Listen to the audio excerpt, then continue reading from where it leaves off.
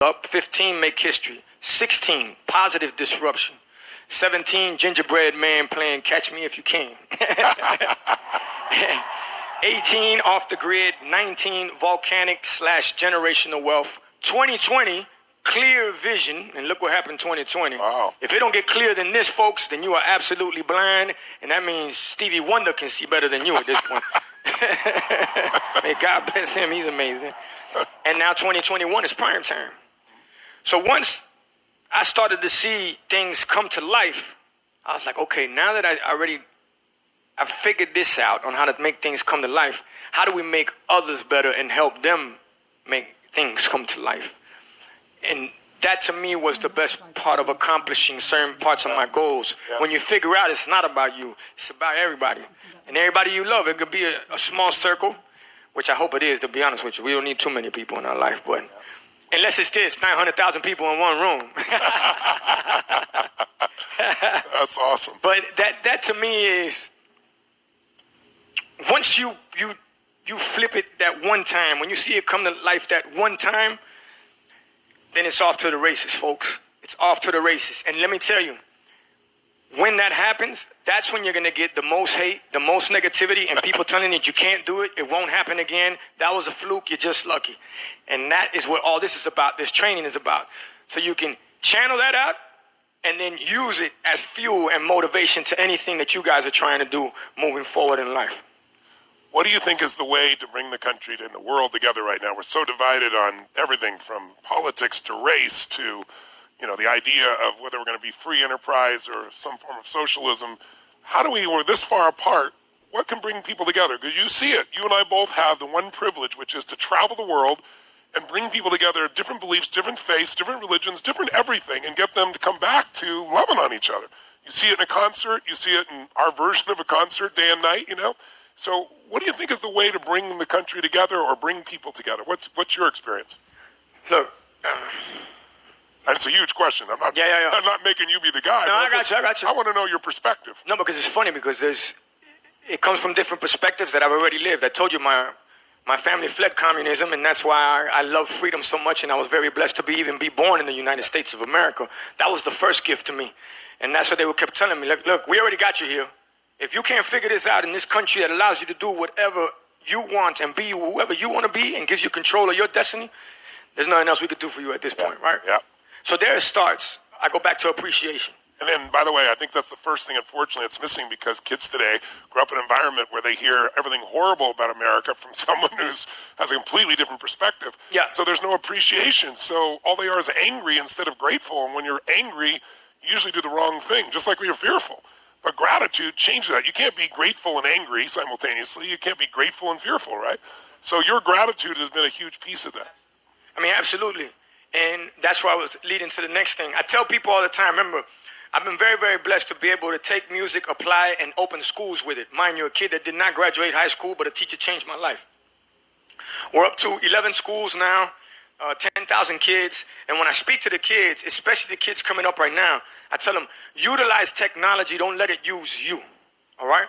And I think that this is a major part of what's going on right now because you got social media where everybody has a voice now, everybody has an opinion now, and not everybody you don't have the right to speak. Like, you haven't earned that right, to be honest with you.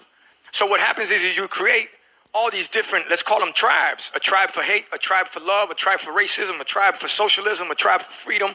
And really what it comes down to, folks, when we're talking about technology, I don't know if you're up on game or not, but it has to do with algorithms. These algorithms trigger these pockets. I don't make records for people no more. I make records for an algorithm.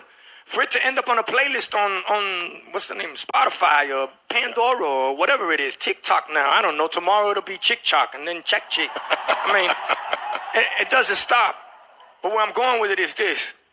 What's going to help unite us? Absolutely love, okay? Respect. General principles, man. I walk by kids now, they don't even know how to say hello. Mind you, even excuse me, thank you, you're welcome, nice to meet you, how you doing, nice day. Now it's like they're scared to speak.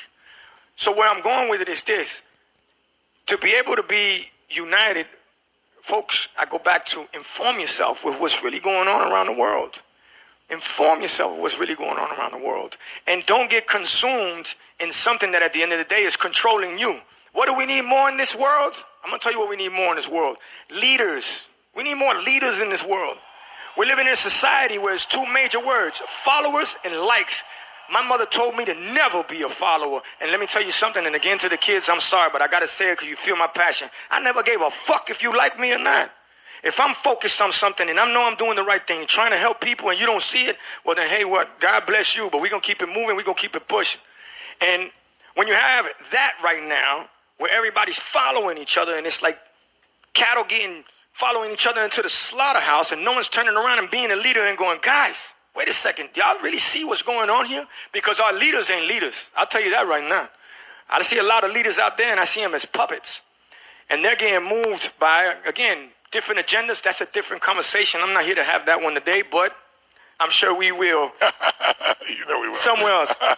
But where I'm going with it, the bottom line is own your life, own your future, own your destiny, be a leader, lead by example.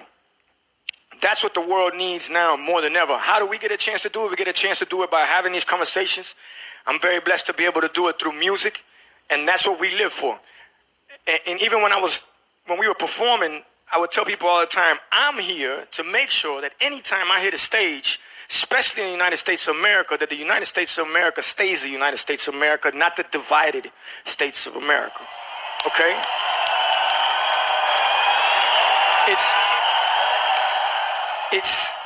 And why does it start with the United States of America? Because the U.S. is, if we sneeze, the whole world catches a cold.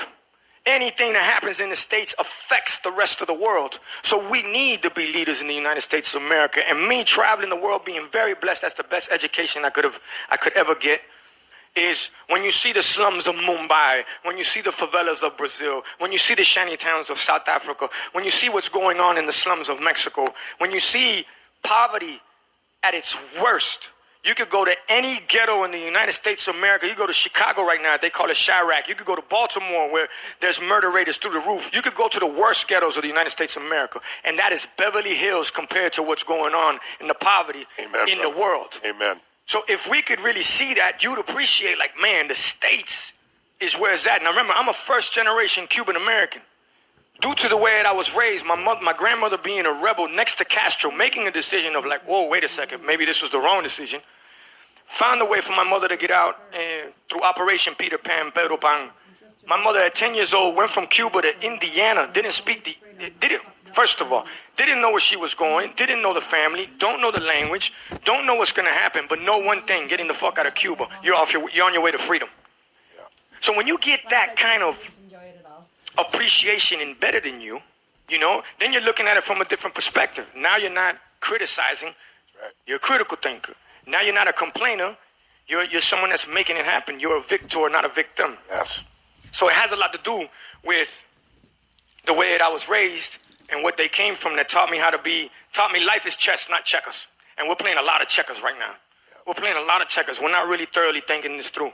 And for everybody out there, me being first generation, it shows you how amazing this country is. And it shows you that it can happen. It shows you. My grandmother still doesn't speak English to this day. She's 91 years old. Neither does Tia. And she was a political prisoner, my aunt. All they ever gave me was, listen to me. You are here. You being here, you could do anything. Don't let this fool you. Now, mind you, there's 4, 5, 6 generations deep that it was a different struggle, different ride. But maybe through a generation there wasn't that, or that appreciation got lost. Right, that's right. And I tell people, if you don't know where you're from, you don't know where you're going, and if you don't stand for something, you're going to fall for anything. So, to everybody out there, general principles.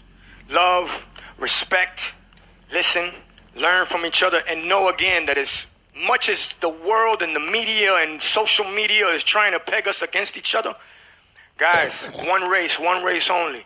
The human race, that's what counts. When we start looking at each other like that and saying, man, it don't matter what. See, different is beautiful. Unique is amazing. To be able to learn from another culture, you should accept that. But what is it? People fear what they don't understand and hate what they can't conquer, and hate what they don't understand and fear what they can't conquer. Yeah. Don't fall victim to that, folks. And I know you're not. I'm going to tell you why, because you're here. This is the true law of attraction at this point. This is our universe. Yes. And hopefully not hopefully, I know we will, take this message, take this splash, and make an amazing ripple effect. And going into 2021, we're going to be running, gunning, kicking ass, taking names. And we're